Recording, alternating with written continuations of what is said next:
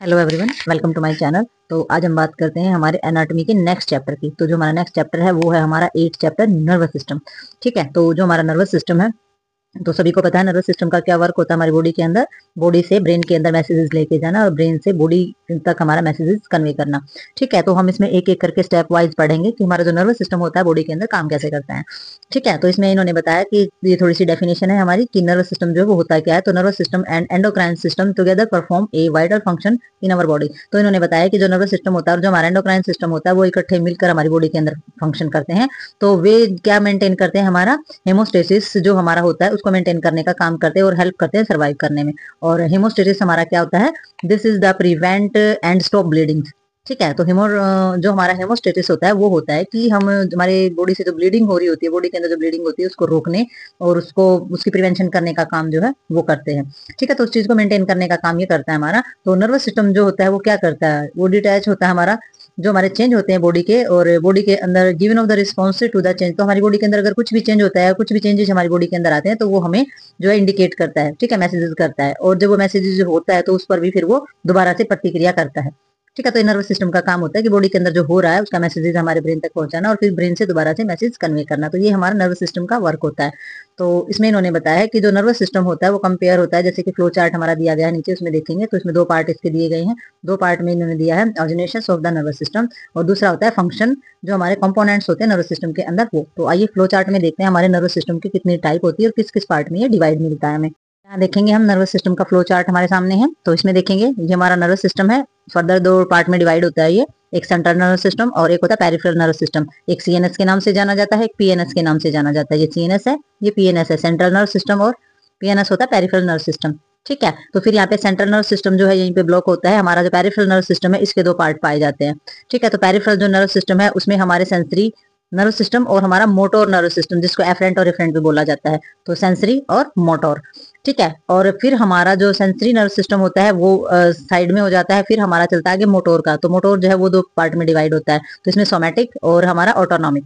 ठीक है, तो सोमैटिक नर्वस सिस्टम और ऑटोनॉमिक नर्वस सिस्टम। फिर यहाँ से हमारा सोमैटिक जो है वो साइड हो जाता है। फिर हमारा आता है यहाँ पर ऑटोनॉमिक जो होता है वो सिंपैथेटिक और पैरासिम्पैथेटिक नर्वस सिस्टम में डिवाइड होता है। तो हम यहाँ पर देख सकते हैं कि जो हमारा सेंट्रल नर्वस सिस्टम है वो हमारा क्या है, ओनली फॉर ब्रेन तक ये पार्ट हमारा सीमित रह जाता है। तो सेंट्रल नर्व सिस्टम में हमारा पूरा का पूरा ब्रेन और स्पाइन कोड आ जाती है। जबकि जो पेरिफेरल नर्व सिस्टम होता है वो हमारा बॉडी के सभी हिस्सों में जाता है। तो इसीलिए फिर वो हमारा सेंसरी और मोटोर या फिर सिंपैथेटिक जो हमारा सोमैटिक होता है और ऑटोनॉमिक सिस्टम होता है, सिंपैथेटिक और पैरासिम्पैथेटिक होता है, ये हमारी बॉडी में जाता है। ये हमारा ब्रेन और जो हमारी स्पाइन कोड होती है वहां तक का सिस्टम होता है सीएनएस के अंदर। और पीएनएस के अंदर हम पूरी बॉडी के अंदर सर्कुलेट होने वाला जो हमारा नर्वस सिस्टम होता है उसके बारे में पढ़ेंगे कि मोटोर और जो सेंसरी होते हैं वो होता क्या है। ठीक है, तो सेंसरी में हमारे एक में होता है बॉडी से ब्रेन तक मैसेज जाना और एक में होता है ब्रेन से बॉडी तक मैसेज जाना। तो हम एक एक करके आगे डिस्कस करेंगे इसके बारे में। अब हम देखेंगे न्यूरॉन्स के बारे में। तो न्यूरॉन्स क्या होता है, न्यूरॉन्स के बारे में इन्होंने क्या बताया है, इन्होंने बोला है कि the brain consist of vast number of the cells neurons. तो इन्होंने बताया कि जो हमारा जो ब्रेन होता है उसके अंदर जो है बहुत ज्यादा मात्रा में सेल्स पाए जाते हैं जिन्हें न्यूरॉन्स बोला जाता है।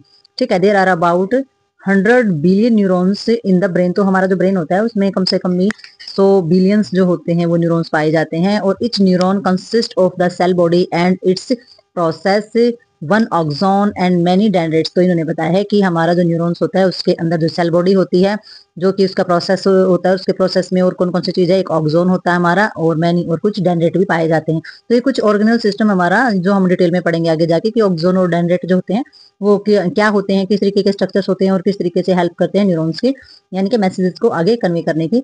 These are threads like structures, और ये धागे जैसे स्ट्रक्चर्स के पाए जाते हैं। आल्सो कॉल्ड नर्व फाइबर, तो इसको नर्व फाइबर जो है बोला जाता है। ठीक है, नेक्स्ट हमारा इन्होंने बोला है कि जो सेल बॉडी होती है contain nucleus, cytoplasm, various organelle found it the other cell like mitochondria and the Golgi part. तो इन्होंने बताया है कि जो हमारा जो सेल्स होता है ये इसके अंदर भी चीजें जो है वो कंटेन पाई जाती हैं। क्या क्या क्या, यानी कि हमारे जो नॉर्मल सेल्स हमने पढ़े थे, नॉर्मल सेल्स कौन से थे, जो हमने मिटियोसिस और मियोसिस सेल्स पढ़े थे, तो उसकी बजाय इसके अंदर क्या क्या होता है वो कंपैरिजन देखेंगे हम। तो इसमें जो कंसिस्ट होता है वो हमारा न्यूक्लियस, साइटोप्लाज्म और ऑर्गेनल्स हैं हमारे वो पाए जाते हैं, मिटोकॉन्ड्रिया और गोल्गी पार्ट्स पाए जाते हैं। ये सब तो हमारे किसमें पाए जाते हैं, उनमें भी पाए जाते हैं। बट न्यूरॉन सेल्स क्या होते हैं, कैन नॉट डिवाइड। तो ध्यान रखना है, जो हमारे वैसे सेल्स होते हैं जैसे रेड ब्लड सेल्स, आरबीसी या डब्ल्यूबीसी, वो सेल्स क्या करते हैं, डिवाइड होते हैं। लेकिन न्यूरॉन्स जो होते हैं वो कभी डिवाइड नहीं होते हैं। तो ध्यान रखना है, ये डिफरेंशिएशन इनके अंदर।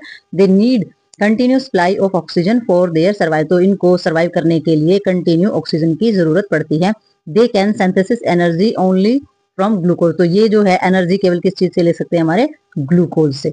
ठीक है, तो ये होते हैं हमारे न्यूरॉन सेल्स। तो आगे इन्होंने क्या बताया है, जो हमारा न्यूरोफाइबर्स होता है from the short railway for the repeat transport of the molecules to and from of the far ends of the neurons, तो इसमें हमारा जो न्यूरोफिब्रल्स जो होता है उसमें इन्होंने क्या बताया है कि ये जो हमारा इसका जो ट्रांसपोर्ट होता है हमारा मोलिकल्स का, वो हमारा करने का काम करता है। जैसे जो फार होते हैं हमारे न्यूरॉन्स जो दूर होते हैं या पास होते हैं, तो उनका जो ट्रांसपोर्ट सिस्टम होता है वो करने का काम करता है। जो सेपरेट हमारा जो स्ट्रक्चर्स होता है वो हमारा इसमें जो बोला जाता है नेजल्स बॉडी जो है वो बोला जाता है। ठीक है, तो ये हमारा न्यूरोफिब्रिल्स का जो ट्रांसपोर्ट सिस्टम होता है उसको हम नेजल्स बॉडी बोलते हैं। तो आगे देखते हैं, आगे इन्होंने बताया है कि नीजल बॉडीज, तो नीजल बॉडी हमारी क्या करती है, ये बॉडी जो है ये प्रोड्यूस करती है प्रोटीन से, और जो प्रोटीन जो होता है वो हमारी फर्दर हेल्प करता है किसमें, ट्रांसमिशन में ऑफ नर्व, जो नर्व इम्पल्स, तो नर्व के अंदर जो इम्पल्स बनता है और उस इम्पल्स को ट्रांसमिशन कराने में हेल्प करता है हमारा जो प्रोटीन, जो कि बनाया जाता है नेजल बॉडी के द्वारा। ठीक है, तो नेक्स्ट हमारा टॉपिक इसमें आ जाता है प्रॉपर्टीज ऑफ न्यूरॉन्स। तो इसमें बताया गया है, इसमें देखेंगे कि भी हमारा जो न्यूरॉन्स होता है उसके अंदर कौन कौन सी प्रॉपर्टीज पाई जाती हैं और कितनी उसके अंदर एबिलिटी होती है। तो इन्होंने बताया है neurons possesses the property of the conductivity, तो जो हमारा न्यूरॉन्स होता है उसके अंदर जो प्रॉपर्टी होती है, सबसे पहली प्रॉपर्टी जो पाई जाती है वो कंडक्टिविटी की होती है, कि न्यूरॉन्स जो हमारे वो कंडक्ट करने में बहुत ज्यादा सक्षम होते हैं। It is the ability to transmit an impulse and the excitability, तो इन्होंने बताया इसके अंदर जो एबिलिटी होती है वो क्या होती है, ट्रांसमिट करता है, ये किसको, इम्पल्स को ट्रांसमिट करने की जो एबिलिटी होती है वो पाई जाती है। और ये जो एबिलिटी होती है इम्पल्स का जो रिस्पॉन्स होता है उसको सेटिमुलेट करती है, और ये कैपेबल होते हैं रिसीव करने में भी और रिस्पॉन्ड करने में भी चीजों को। ठीक है, सेटिमुलेटी करने में भी। और some outside agent from example of the stimuli में भी, तो जो ये हमारे जो सेटिमुली जो चीजें होती हैं ये हमारी आउटसाइड एजेंट की वजह से भी हो सकती है। जैसे फॉर एग्जांपल क्या क्या होता है उसमें, एक होता है हमारा मैकेनिकल, उसकी वजह से भी बहुत ज्यादा सेटिमुलेटी जो इम्पल्स होती है हमारी वो रिस्पॉन्ड कर सकती है, बढ़ सकती है, और इलेक्ट्रिकल चीजों की वजह से, और केमिकल्स। ठीक है, तो ये हमारी तीन चीजें हैं न्यूरॉन्स के में, ये तीन प्रॉपर्टी जो है ये उसकी जो सेटिमुलेटी होती है उसको बढ़ाने में हेल्प करते हैं, सेटिमुलेशन में हेल्प करते हैं किसी भी चीज की यानी कि न्यूरॉन्स के अंदर किसी भी चीज को सेटिमुलेट करने में हेल्प करते हैं। ठीक है, तो आगे देखते हैं।